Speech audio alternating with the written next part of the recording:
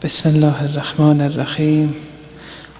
All praises are Allah's, Lord of all worlds. And may His peace and blessings be upon our Master, the Holy Prophet Muhammad, and His pure immaculate Ahlul Bayt. Allahumma salli ala Muhammad wa ala Muhammad wa ajal fajr. During the last few nights we've been discussing a number of important noble ethical traits.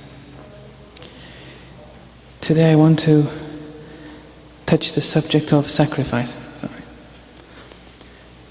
Ithar. Chapter 59, verse 9. وَيُؤْثِرُونَ عَلَىٰ أَنفُسِهِمْ وَلَوْ كَانَ بِهِمْ خَصَاصَةٌ. But they prefer the immigrants to themselves. They prefer others to themselves, even though they're afflicted with poverty, even though they're needy. They have preference for others over themselves. Ithar, sacrifice, is when you allocate to others that which is within your authority and ownership, but you're in need of it. But even though you're needy with respect to it, you're giving it to others.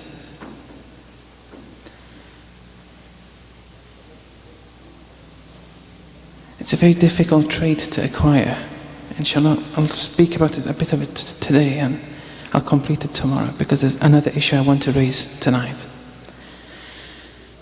But this sacrifice is something very difficult to attain to. And even if one succeeds, some people do it out of delight and joy, and others, they sacrifice, but it's very difficult for them. It's done out of burden, it's done out of reluctance, it's unwillingly done. They still sacrifice, but it wasn't with the best of intentions. It's still possible to sacrifice, but the intentions can differ. Sacrificing with delight and joy, chapter 76, 8-9, وَيُطْعِمُونَ الطَّعَامَ عَلَى حُبِّهِ. This is a very commendable thing to do. They feed to others with food. They give food to others out of love. And then later the verse reads, إِنَّمَا نُطْعِمُكُمْ لِوَجْهِ اللَّهِ. We feed others seeking Allah's countenance. لا نريد منكم جزاء ولا شكورا. And such people, they say, we don't need neither reward nor gratitude from you. We're seeking Allah's countenance. This is the ultimate sacrifice. But sometimes sacrifice is done unwillingly. It's still okay, but it's not the ideal. But it's still a virtue in itself.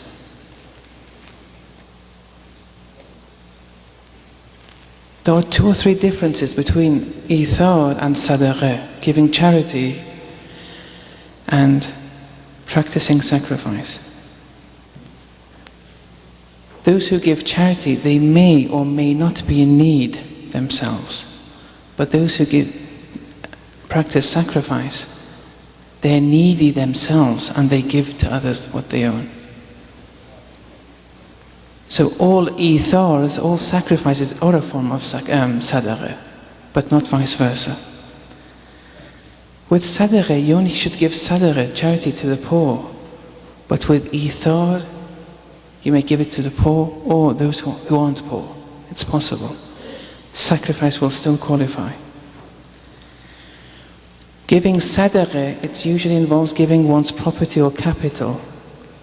But ithar is something more comprehensive. It's property or capital. It may even involve giving one's rights away. That can be sacrifice. Now, sacrifice has 3 degrees to it.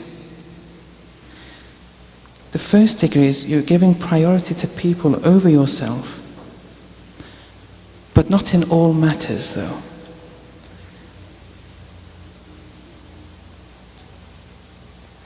This can be divided into 3 parts. I'll only touch on the first part tonight. And that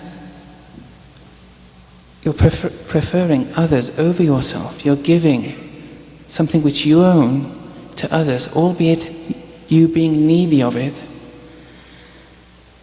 But this can't be done in all matters. It's only those donations, those offerings that aren't haram to you.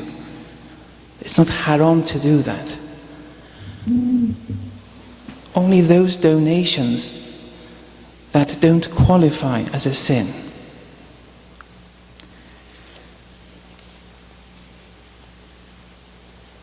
I'll stop there on sacrifice and I'll continue on something else. This is linked to the sacrifice, but I need to give an introduction before continuing with this. Today, we see in Muslim bookshops throughout the world, there are these books which are exaggerating Muslim personalities to a very high degree. The person whose biography is given in the book they're usually good people, sincere people. But the author describe them and illustrate them as if they're, arif billah. And they raise these people to very high degrees.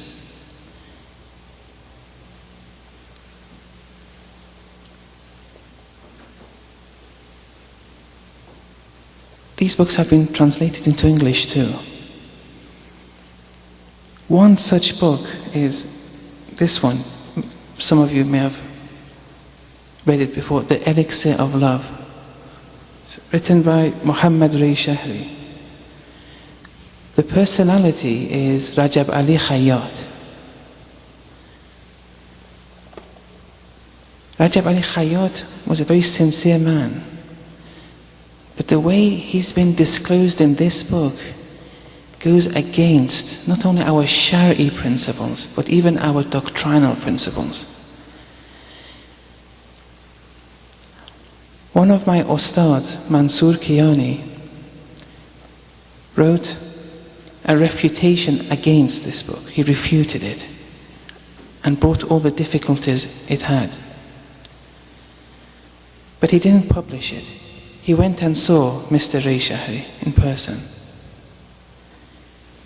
He said to Mr. Ray Shahri, I've written this against your book on Rajab Ali Khayyat. I won't publish it with one condition. If you stop distributing the English version of it outside Iran. Because my Ustad thought maybe it's a disgrace to Islam, some things which are in this book. And we're going to discuss it tonight, inshallah. Then they discussed the book with each other, the two of them, Ray Shahri and Kiani. Kiani then said to me, I have yaqeen that Mr. Ray Shahri didn't write this book, because he wasn't aware of everything in it. Mr. Ray Shahri has a large organization, people under him. Apparently I've written this book. Anyway, he didn't accept the condition. So my Ustad then published the book. The problem is that, there are some interpretations of Islam which confine Islam to the mosque. Islam has no jurisdiction outside the mosque. But there are some Islams which confine Islam to the unseen. Outside the unseen, it has nothing. I'm not saying the personalities of it. The way these personalities, these arifs, are disclosed, it's giving a pseudo-arif image of Islam. This is not true Islam. This is not what Islam is about. Islam doesn't want these things. Irfan at the day is a number of principles, and we have to act by them, as Brother Mustafa said. There's nothing more, there's nothing.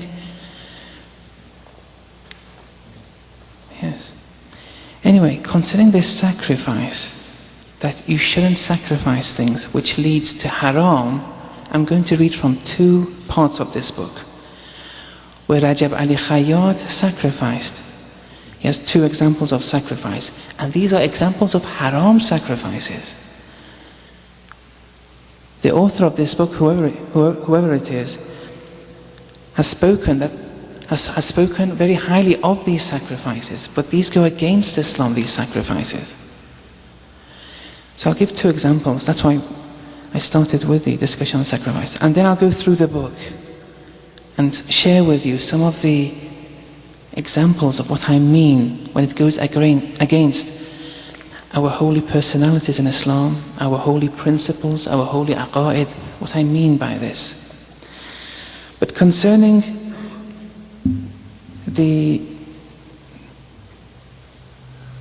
2 examples of sacrifice, Rajab Ali Khayyat, he wasn't a scholar, he was a decent man. There are people today who I've spoken with who knew him very well. They all say he was mukhlis, sincere. But none of the things which are in this book were ever attributed to him during his life. We'll speak more about that later. They used to call him Sheikh. Rajab Ali Khayyat used to be called Sheikh. One of the Sheikh's children quotes his mother as saying, so one of the Sheikh's children says that the Sheikh's wife, their mother, said this, in quotes. I'll read from the translation. It was a famine period. Hassan and Ali, 2 of the Sheikh's children, Hassan and Ali were on top of the house roof making a fire.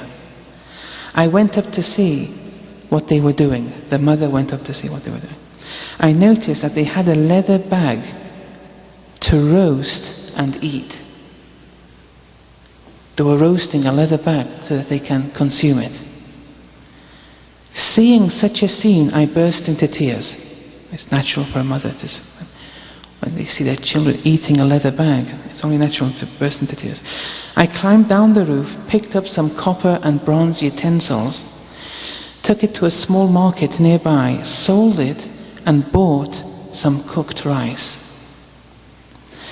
On the way back, I ran into my brother. This is the wife of Rajab Ali Khayyat. On her way back, she ran into her brother, Qasim Khan, who was a rich man. He saw I was very disturbed. He inquired the reason for my disturbance. I told him the story. When he found about the issue, he said, "What are you talking about?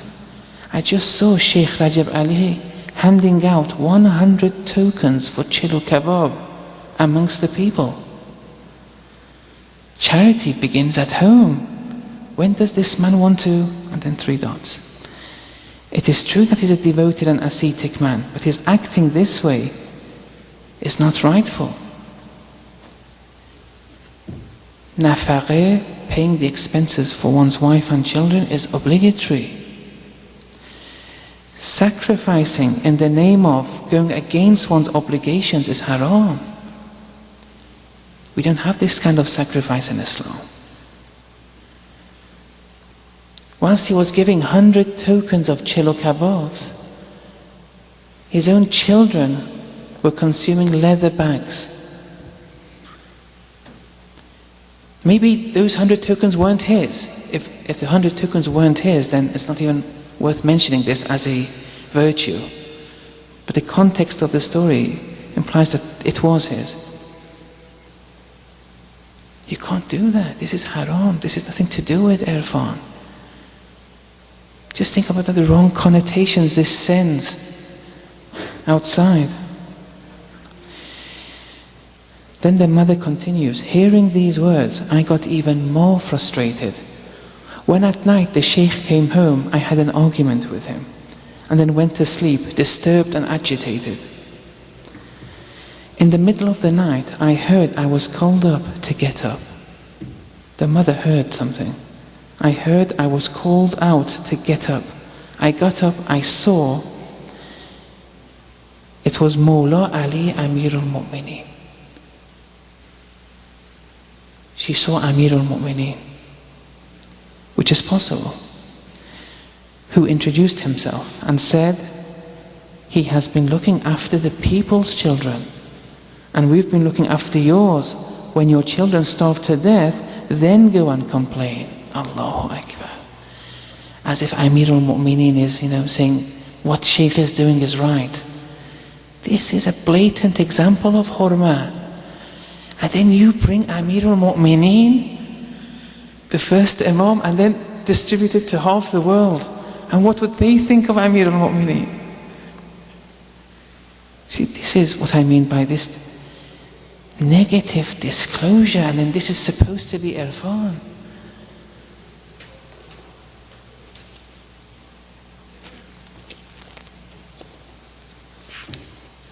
Another example is where he feeds and does sacrifice to animals.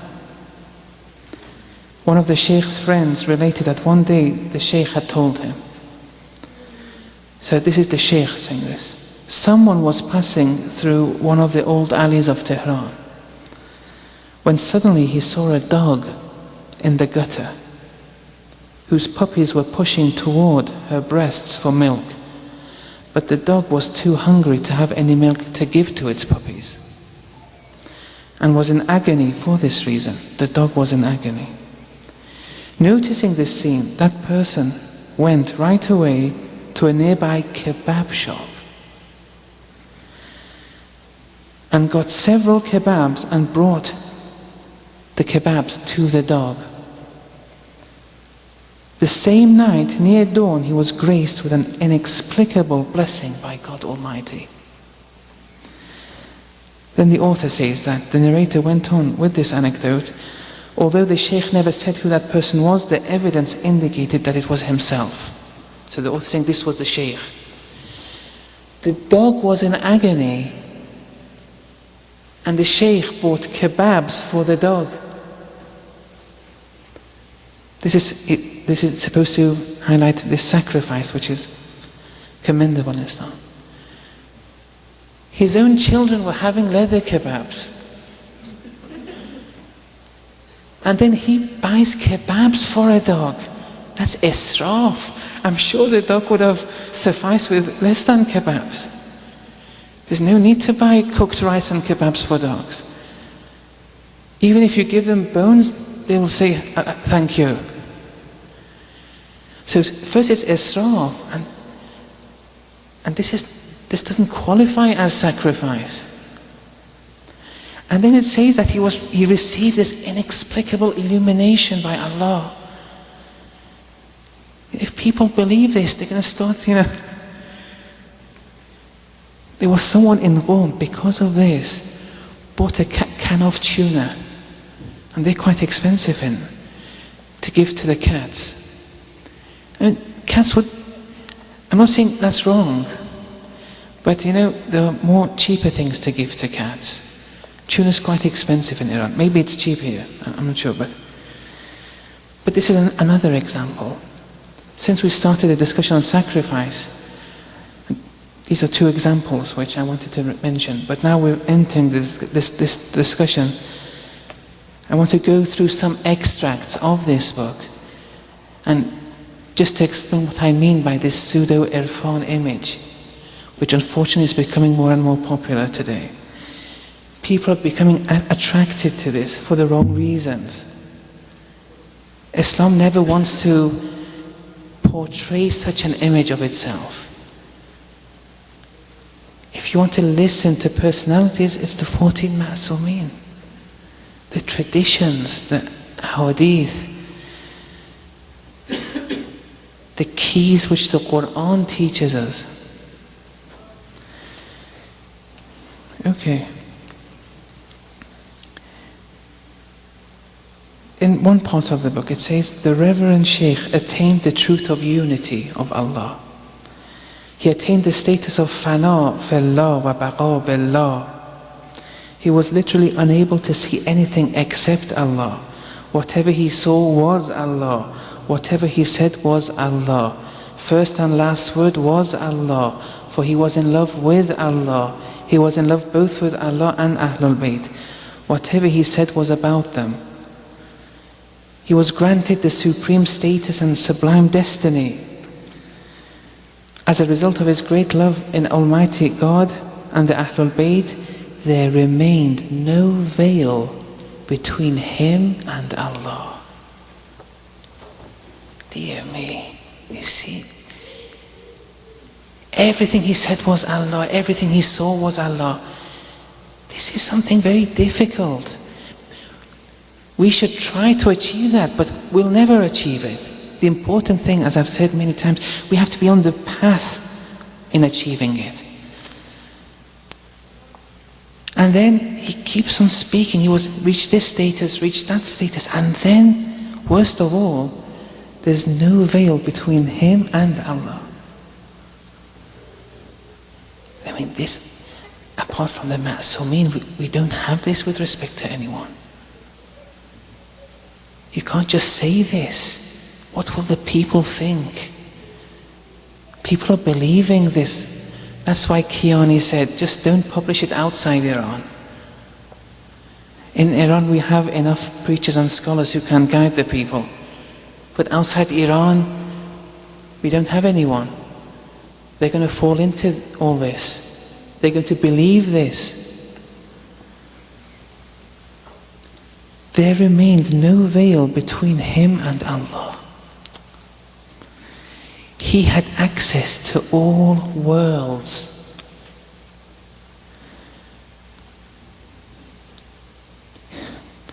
He would talk to all the souls residing in Barzakh. You see, come on. Even if this is possible, an Arif, a true Arif, wouldn't, one of the stations of Irfan is sukut, silence. You don't speak about yourself to others. No one should know the private relationship you have with Allah. The only thing you can disclose to the people are your wajibat.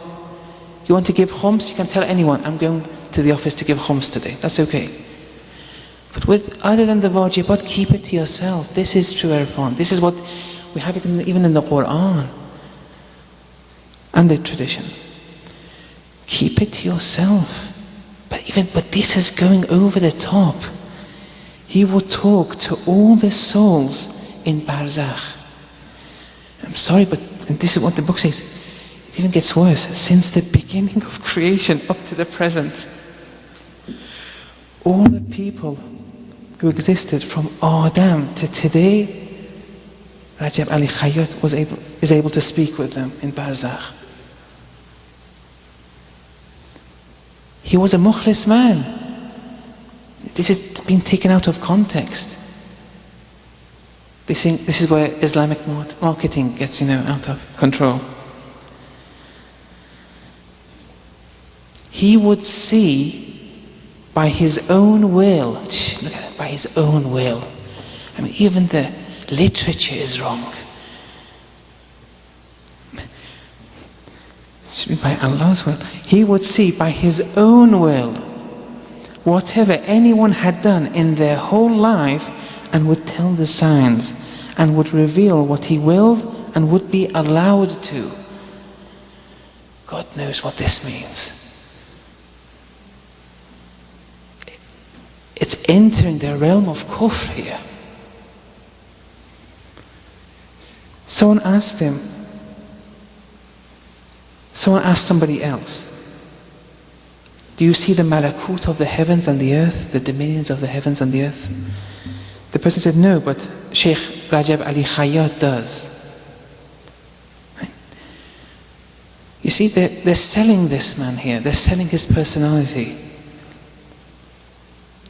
If someone even has that ability, has attained to Ainul Yaqeen, if he discloses it, that's the beginning of a spiritual downfall. When the Imams disclosed this ability, the Ainul Yaqeen and Haqqul Yaqeen, it was because knowing the Imams is an article of our faith. The more we know the Imams, the more our faith increases. That's okay. But not other than the Imams. We don't need to know about people.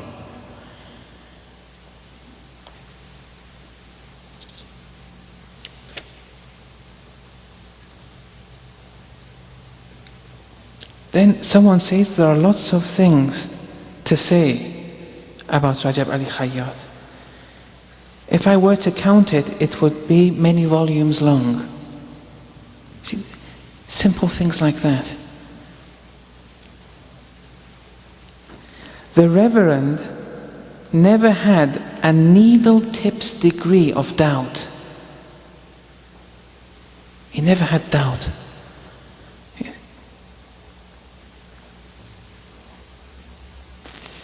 There's a tradition where the tradition indicates that Abu Dharr wasn't able to understand the station of Salman. Salman was of a high degree. If Abu Dharr would understand that, he may even kill Salman.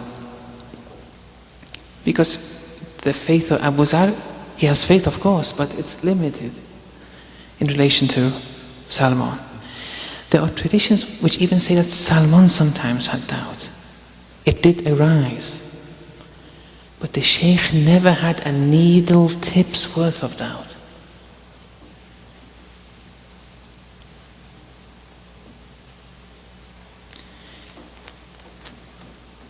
The Sheikh was under the direct supervision of Allah subhanahu wa ta'ala.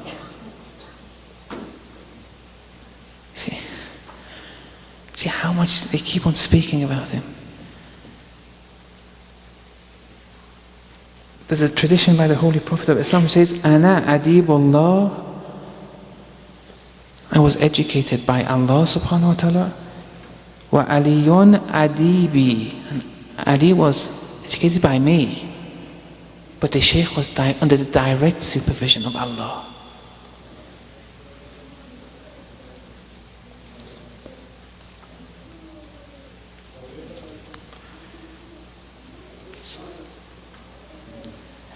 Elsewhere in the book, the author says, if he, the Sheikh, called people to sincerity in all deeds, his deeds and gestures were all sincerely for God.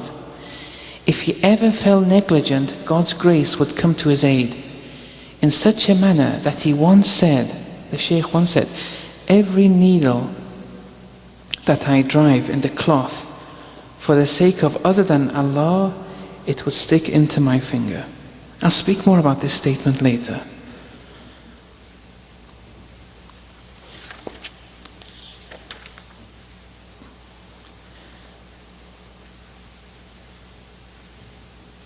One of the Sheikh's disciples said, once I was accompanying the Sheikh and the late Ayatollah Muhammad Shah Abadi,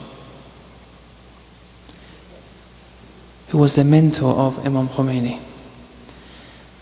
The Sheikh was very fond of Ayatollah Shah Abadi. Someone came to us and asked the latter, do you say the truth? Someone is saying this to Ayatollah Shah Abadi. Do you say the truth? Do you speak the truth? Or this man, the Sheikh? The late Shah Abadi replied, what truth are you talking about? What do you mean? The man said again, which one of you say the right thing? Then Ayatollah Shah Abadi said, I teach and the students learn, but he, referring to the Sheikh, constructs and builds human beings. Ayatollah Shah Abadi had so many students he built, so many students in Iran. One of them was Imam Khomeini, who was successful with respect to the revolution. But I only teach.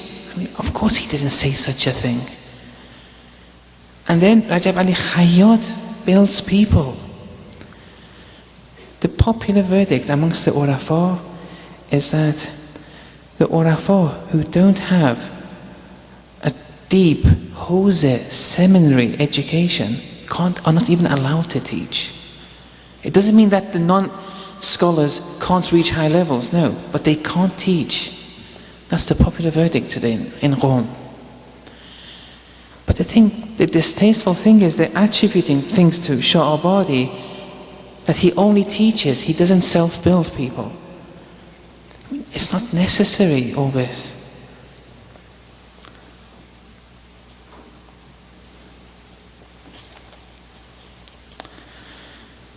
And then one of the Sheikh's disciples who had spent 30 years of his life with him, said, God knows that I witnessed him standing in prayers like a lover behind his beloved, engrossed in his beauty.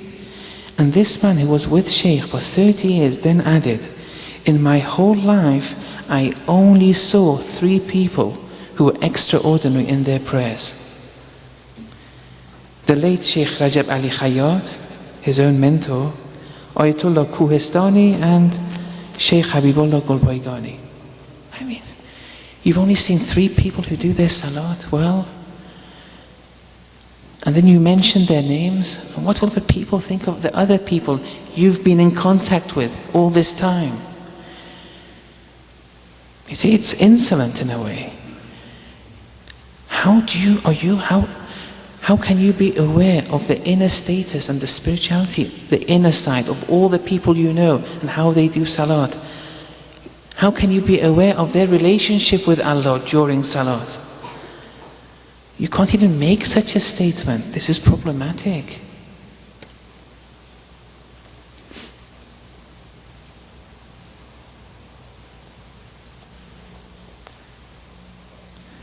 The Reverend Sheikh believed that any move of the body in the presence of the Lord during salat is rude and is caused by temptation from the shaitan. He said, I saw the Satan kissing the part of the body that one scratched in salat. I mean, and allow your own imagination to just, yes. But I mean, where does he get that from? That it's rude. I mean, if I want to scratch a part of my body during salat, he's making these things up.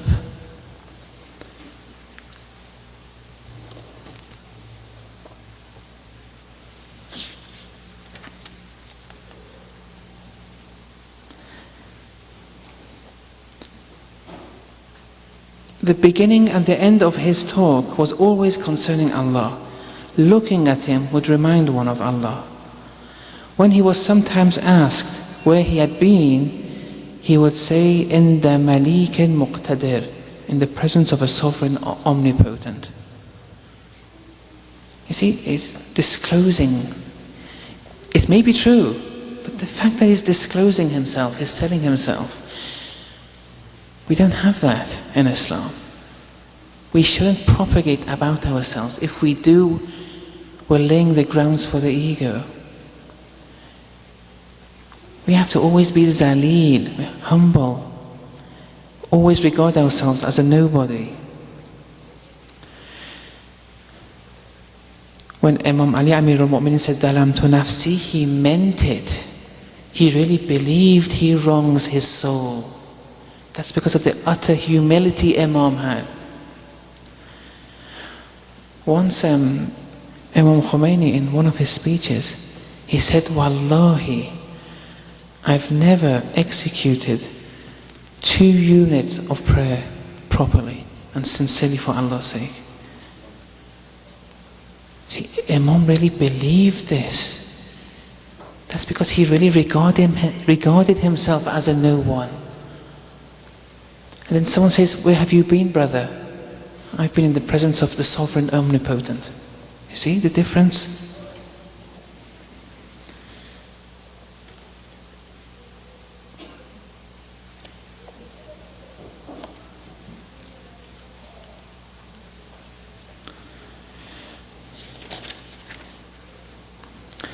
Someone quoted the Sheikh as saying, this is the Sheikh saying this, "I said to God, O God, everybody has amorous and joyful whisperings with his beloved.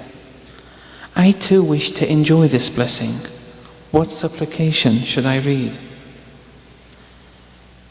I was told, the Sheikh says, I was told in a spiritual state to recite the supplication of Yastashir. Now, who told him? I don't know.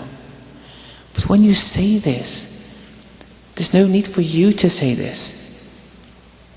There's no hujjat for the people in what you have, in what spiritual state, or what anyone's told you. That's hujjat for you, assuming Allah did inspire this to you. That's only proof for you. You can't go and tell other people to do this. The books of supplication are evident. Anyone can read whatever supplication one wants. But speaking about you and this special relationship with Allah via this supplication that you've been inspired with, it goes against the objective of irfan. One of the Sheikh's disciples related that the late Agha Murtaza Zahid was being laid in his grave pit. The Reverend Sheikh said, the Nakirain, the two angels interrogating the dead persons in the tomb.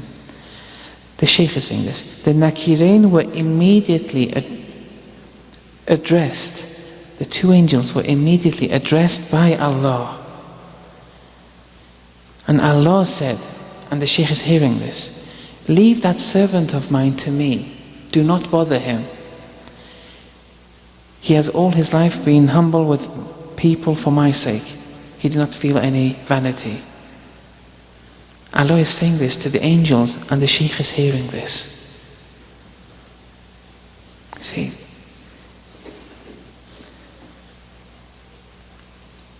one of the Sheikh's disciples quoted him as saying, the plants are alive too, and they talk. I speak to them, and they tell me about their properties. It may be true. It's the fact that he's disclosing this which is problematic.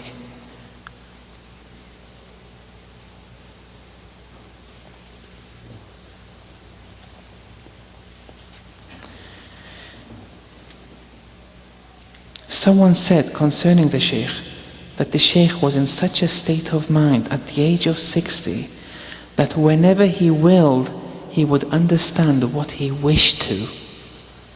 Whenever he willed, he would understand what he wished to. Do you understand the problems with these statements? And what people are believing this. People from the West have come to Qom to study in the seminaries after reading this book. Look what the intentions are.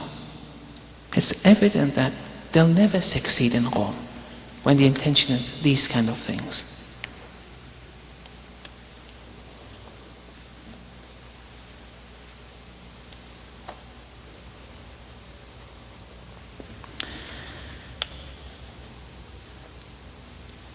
The Sheikh quoted his mother once as saying, the mother said this, one night when I was pregnant with you, when the mother was pregnant with Sheikh, your father, who was then working in a restaurant, brought home some wholesome kebabs.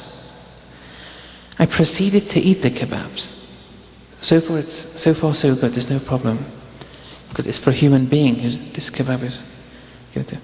I found that you began to stir and beat my belly with your feet. So the mother was about to consume the kebabs. Before actually eating it, Sheikh was beating in her belly. I felt I should not eat from this food. I refrained from eating and asked your father why he had brought wholesome kebabs that night. This is the Sheikh saying this, that the mother said this. Whereas the other nights, he used to bring customers' leftovers. He said, the father, he had actually brought these kebabs without permission. So I did not eat from the food. First of all, he's humiliating his own father in this account, which is haram. Second of all, he was a fetus in the belly, in the stomach of the mother.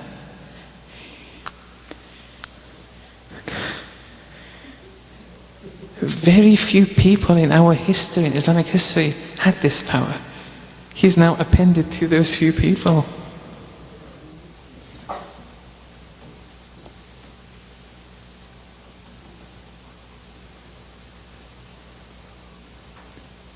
You can't just, compromise with your father's dignity just to sell yourself. Personally, I don't believe the Sheikh said this. That's my personal opinion. But people in Qom are trying to sell this to the people. This is Islamic marketing. This is just one example. There are tens of other books. It's all the ego, it's all money. Don't believe none of it. The best thing is neither to reject it nor accept it. That's the best, because some things may be true.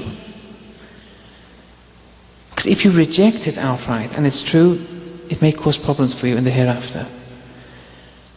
There are abilities which are possible. The true RF doesn't disclose them though. To be safe, neither accept it nor reject it.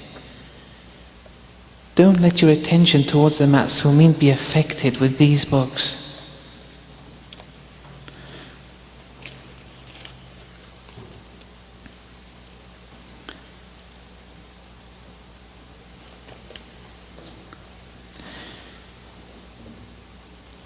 Once the Sheikh said, Imam Hussein alayhi salam has got so many clients, perhaps this is the case for other Imams too.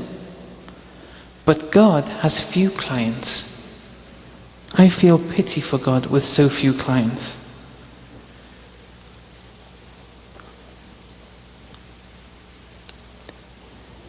I'll leave that to your own judgment to discuss, yes. One of the Sheikh's disciples quoted the Sheikh as saying, this is the Sheikh saying this, once a small electric fan was brought to me as a gift.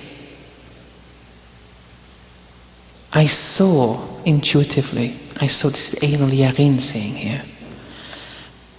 So he was given a small electric fan as a gift by someone. I saw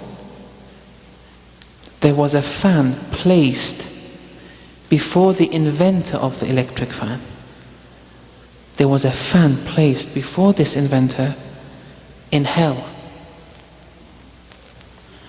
When he was given the electric fan as a gift, he saw, Ayn al-Yaqeen, that this man in hell, he had an electric fan in front of him. Well, first of all, hell and heaven only occurs after the day of resurrection. No one's burning now. And even if it occurs today, and if some people are burning in hell, an electric fan won't help you. Yes. You'd need something much more. Yes. That's another issue. And then the author probably saw this, but that this is problematic, doctrinal wise. And then the author in brackets, he said, he meant Barzakh, the hell of Barzakh. Well, how would the electric fan even help him in Barzakh? Barzakh is the domain of the souls. I mean, there is no matter in Barzakh. There is no fan. There is no body in Barzakh. You see, it's these kind of things. It's abusing our aqaid.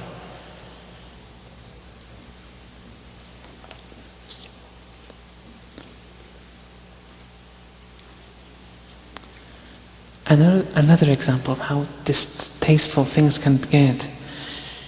He's abusing our important holy personalities in this one. One of the Sheikh's friends said, the Sheikh and I went on a pilgrimage of Sayyid al-Karim, which is Sayyid Abdul Azim al-Hassani, who was the companion to 3 or 4 of the Ma'sumin. His body is buried in Ray, in Tehran. He fought all his life in the name of Islam. He became shaheed at the end. The 10th Holy Imam said, this Abdul Azim Hassani, he has the true aqaid that the believers should have. The Sheikh goes with one of his friends to the pilgrimage. Then the Sheikh asked Abdul Azim al-Hassani. Most probably he asked his soul, because he passed away 1,000 years ago. The Sheikh asks Abdul Azim Hassani, how did you achieve such a high status?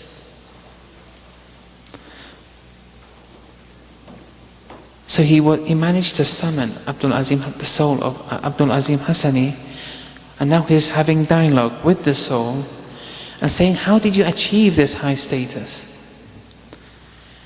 Then Abdul Azim Hassani answered the Sheikh, through doing good to people.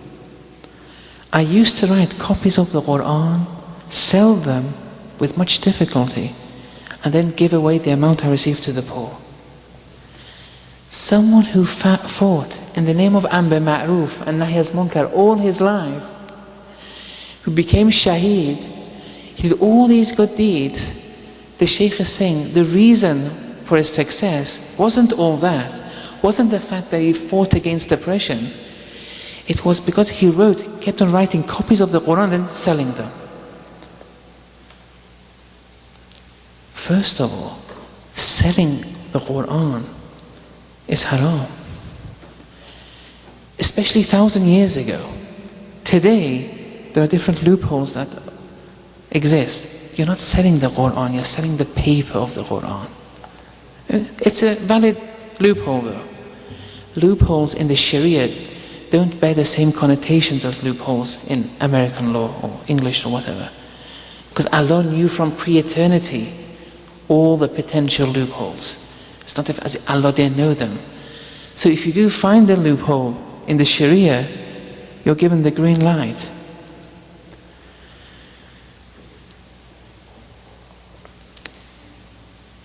But 1,000 years ago, the ijtihad then was that it's haram.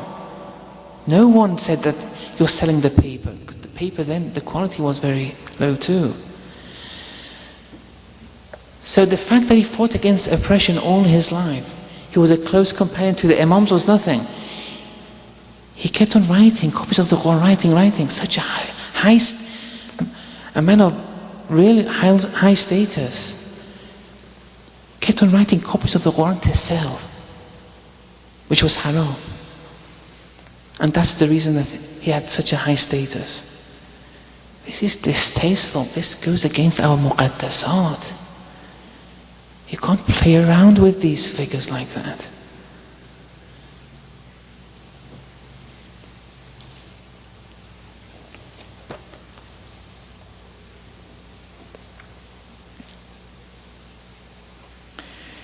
Then someone asked the Sheikh, how did you reach this high level?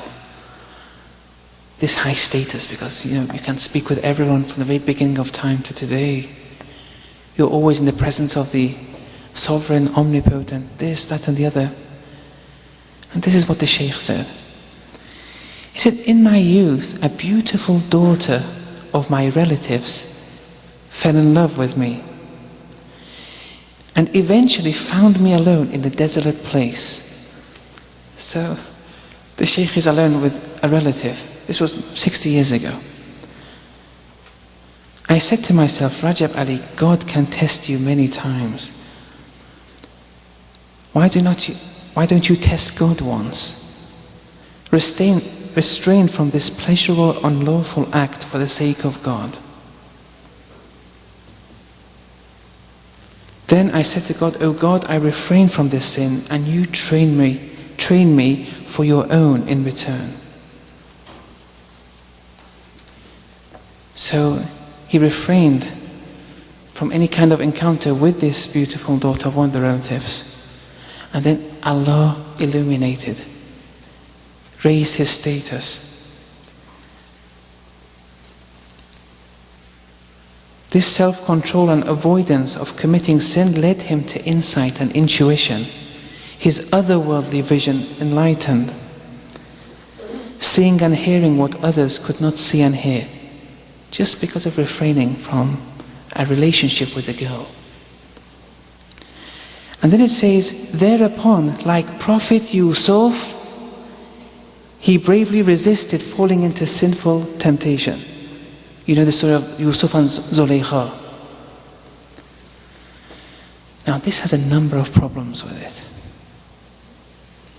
First of all, not being active with that beautiful daughter is not a big thing. Today, you people who go to university, high school, I'm sure you have much more difficult tests than this. This was 60 years ago. Iranian women 60 years ago, there was no makeup or ways of adorning oneself. It was not developed. There was no Max Factor, Rimmel. You people are facing much more difficult tests when you go to university. I'm sure most of you have refrained from these encounters. Do you see the otherworldly visions? Do you suddenly become illuminated? This can't be a reason for one's illumination. You just refrain from a sin. There's nothing big about this. And then you become Yusuf. Zulaykha, according to the traditions, was very, very beautiful. No one could resist Zulaykha. It required a ma'soom.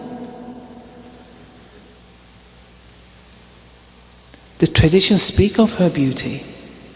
Only Yusuf alayhi salam was able to do it. You can't compare Zulaykha to your relative.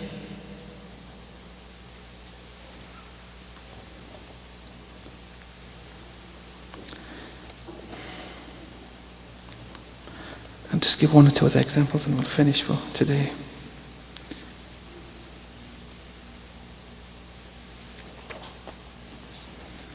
Page 228.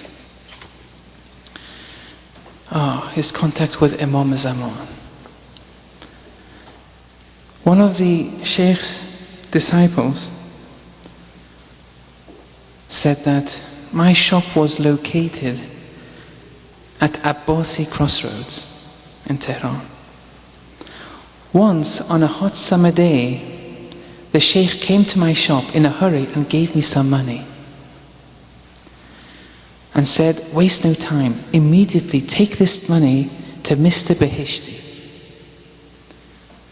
Mr. Beheshti was a prayer leader in the mosque. So I got the money and I went and gave it to Mr. Beheshti.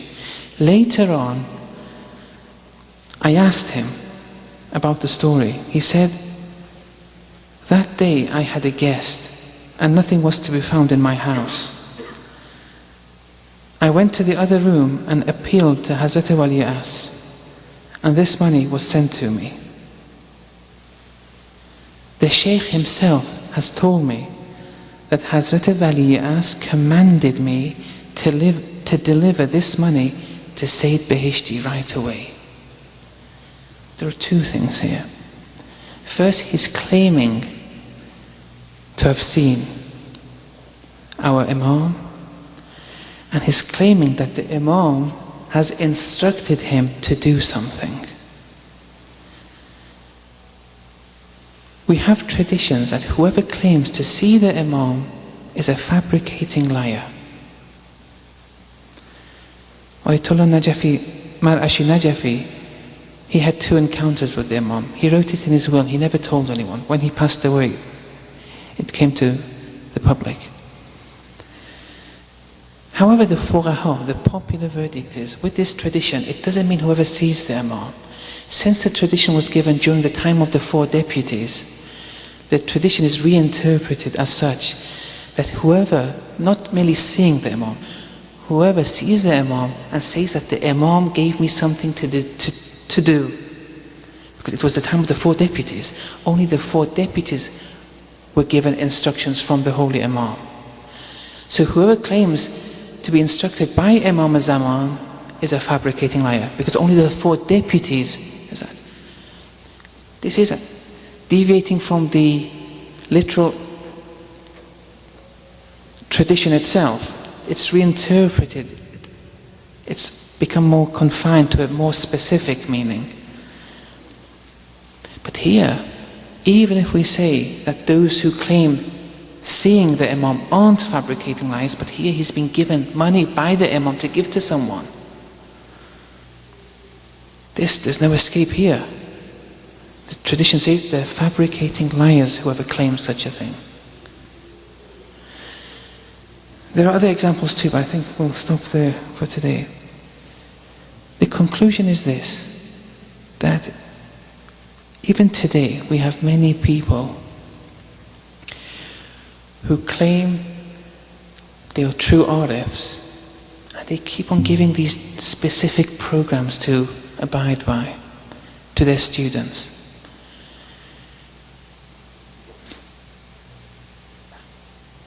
Don't follow these instructions unless they're in the traditions of the Ahlul Bayt. That's one. The Fuqaha and the Maraji do give ethical instructions. Follow the Fuqaha. They base their instructions on the traditions. But if you do hear of these arifs now and again, there's no need to attack them though. There's no need to be insolent to them. There's no need to compromise with their dignity, humiliate them, speak about their family lives.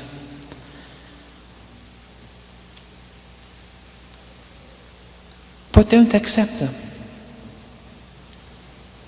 Neither reject them nor accept them. Keep to the Sharia. That's the ultimate way of Sayr al-Suluk, is according with the Sharia. And you all remember the story of Sayyid Musa Zarabadi and how he rose spiritually by keeping to the Sharia. It's on YouTube if you want to. But don't be fooled by these books. People are making money out of them. They're not thinking of you. They're just over-sensationalizing things. No. The Quran and the traditions. Wa sallallahu ala Muhammad wa ala al-Tahirin.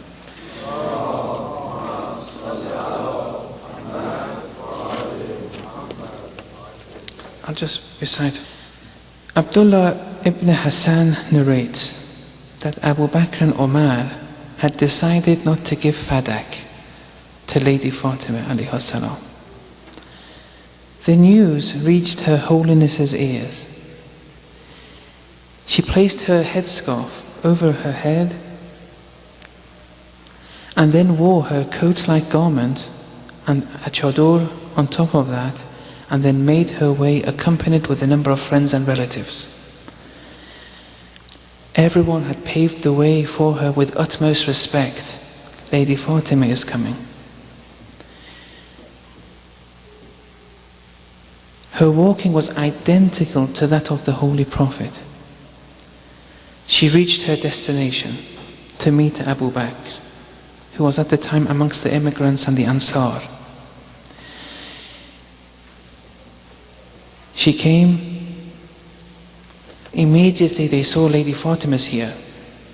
Designate the screen, put a screen before Lady Fatima and the rest of the men. So a screen was assigned and posted in order to segregate her from the men. She sat down. There was a pause. Her Holiness then uttered such a sorrowful cry that made all those present fall into tears, weeping. The whole assembly was convulsed, overturned. She then granted some time for the people to calm down and rest at ease. She then started her speech by praising Allah the Exalted and sending salutations upon the Holy Prophet. On hearing her opening words, the people started crying again. She waited for them to acquire some calm and then continued. She spoke about the fundamental doctrinal principles of faith and the furu'ud-din, and then spoke against the elected first Khalif and his oppressions, especially in relation to her inheritance of fadak. She then started making her way back home. Amir al-Mu'mineen was awaiting her return. She arrived and entered her house and said, Ya ibn Abi Talib, ishtamalta shamlat al-janeen wa qa'adta hujrat al-dhaneen. O son of Abu Talib, why are you sitting like a fetus that is in a woman's uterus, with the legs up? In the corner of the room, appearing as one who has been accused of something. نقدت قادمة الأجدل فخانك ريش الأعزل. Weren't you the one who had cut the open wings of the best of the Arab fighters, and now you're silent before the disarmed that are guilty of treason? هذا ابن أبي قحافة يبتزني نحلة أبي وبلغة ابني لقد أجهد في خصامي. This son of Quhafa, Abu Bakr, is the one who stole my father's inheritance and my family's simple means of living, and who's vehemently disclosed his animosity towards me. وألغيته ألد في كلامي حتى حبستني غيلة الأنصار نصرها والمهاجرة وصلها وغزت الجماعة دوني ترفها. His obstinacy, Abu Bakr's obstinacy and stubbornness in dialogue was of utmost shame. The Ansar didn't spare me any help. The Muhajirin treated me as a nobody. The people at the mosque turned their eyes away from me. فَلَا دَافِعَ وَلَا مَانِعَ. As a result, no one either assisted me or prevented the oppressions against me. خرجت كاظمة وعدت راغبة. I had felt a lump in my throat and decided to leave and returned in a state of degradation. أذرعت خدك يوم أضعت حدك. O Ali, from the day you distance yourself from the sword, you have in effect subjected yourself to misery. افترست الذئاب وافترشت التراب ما كففت قائلا ولا أغنيت طائلا. Once upon a time you would tear apart wolves, but now you've isolated yourself on the earth, not seizing the way of anyone and not doing anything useful. I too am not free to do anything. ليتني مت قبل هنيئتي ودون ذلتي. If only I could have died before entering this utter state of staticity and isolation and abasement. Then Amir al-Mu'mineen said, لا ويل لك يا بنت سيد النبيين. O daughter of the Master of all Prophets, there's no woeing upon you. بل الويل لشانئك. Rather woe upon those who are your enemy. نحنني عن وجدك يا بنت الصفوة وبقية النبوة. Distance yourself from such a sorrow, O daughter of Allah's elected one, O you who constitute the remains of prophethood. فما ونيت عن ديني ولا أخطأت مقدوري. I've never been static in my religion, and I've never erred from my duty in my religion. Imams Hassan and Hussein, they took different routes of action. 2 different times, 2 different contexts. Here though, it was one time, one context, but we still see 2 different routes of action by the Ma'soomeen. It's okay. With one Ma'soom, she had to defend wilayat. That was her duty before Allah. But with another Ma'soom, the Prophet told Ali alayhi salam, after me, they're going to hit you. They're going to hit your wife. But Ali, retain the unity. Don't act in retaliation. Islam has to be preserved. وصلى الله على محمد وعلى آله